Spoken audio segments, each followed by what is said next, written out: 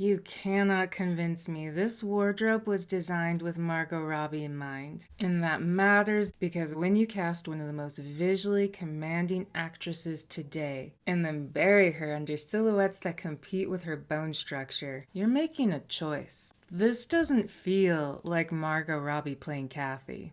It feels like Kathy being used to execute director Emerald Fennell's thesis. And that thesis: aesthetics first, story second. This adaptation leads hard into fever dream territory. Artificial sets, symbolic textures, dropping visual metaphors that hit you with all the subtlety of a rhinestone anvil, and the story takes the back seat. Now there is one dress that did serve the story and the concept, but we'll get to that. They chose visual absurdity, and I'm actually here for it. I can't get enough of the moody Yorkshire realism, but there are already probably 15 adaptations waiting for me, and more to come. But if we're abandoning realism for aesthetic excess, if we're going full fever dream, then why does Kathy look like she wandered in from someone else's mood board? I ask this with affection. Why does she look like she was styled for Dita Von Teese? Moody blue satin, goth glamour, sculpted severity. It's giving burlesque aristocracy, and this is in direct competition with Margot's Barbie sun goddess essence. The wardrobe isn't melding Margot with Kathy. It's challenging her, and in doing so, it pulls the focus away from the story. Because if the costume serves the concept, and the concept is serving the director, who's serving Kathy? And who's serving the narrative? If you're not designing for historical accuracy, then you have absolutely no excuse to not design to help Margot meld with the story. In the novel, Kathy's chaotic, she's selfish, she's obsessed with status, and she knowingly sins against love. But in the movie, when she calls off her affair with Heathcliff because she's pregnant, that reframes her. Giving up your soulmate for your unborn child, that's noble. And that's not Kathy. If I am, it's much more entertaining than listening to a stable boy. Kathy, don't you talk like that. I will.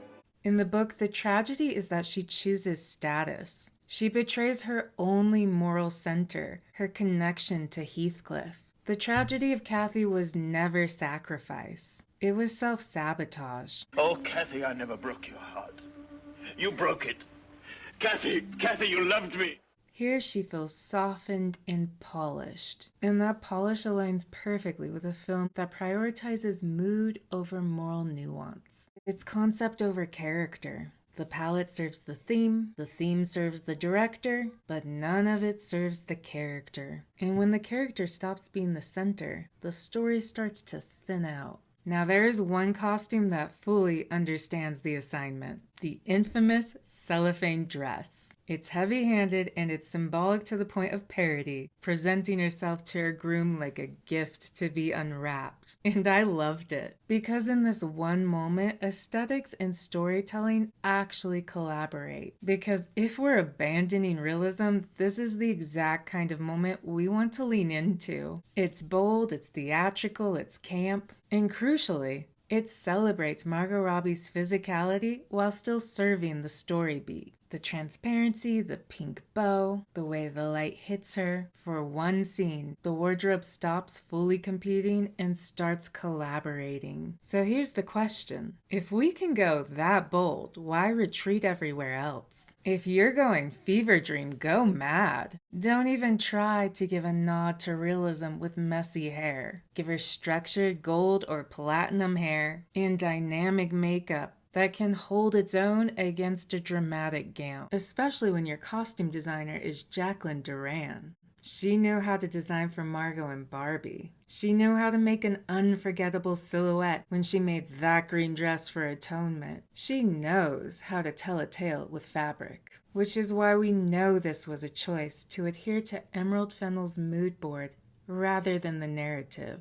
I wasn't fully on the Jacob Elordi hype train until he showed up as an unshaven, handsome Neanderthal with the energy to match. Then the haircut happens and he's plopped right back into Gen Z. So even Heathcliff gets softened and aestheticized. Instead of becoming more untethered as the story darkens, the characters become more subdued because the visuals dominate. When Cathy and Heathcliff are separated towards the end, they don't go feral. For restless spirits, they do a lot of sitting and staring. Then there's the Isabella problem. Heathcliff's revenge in the novel is brutal. He marries Isabella purely to hurt Cathy, and it's hard to read. This version attempts to soften the revenge and somehow makes it worse. Isabella feels emotionally stunted, almost childlike, so it's worse for him to mistreat her. And instead of a tragic horror, their dynamic where he chains her to the fireplace and trains her to act like a dog and she likes it, feels goofy and stylized and visually curated at the expense of the story. In the novel, the cruelty is devastating. Here, it's an aesthetic kink. And when the cruelty becomes visual texture instead of a moral wound, the story loses some of its consequence. And that's the core issue.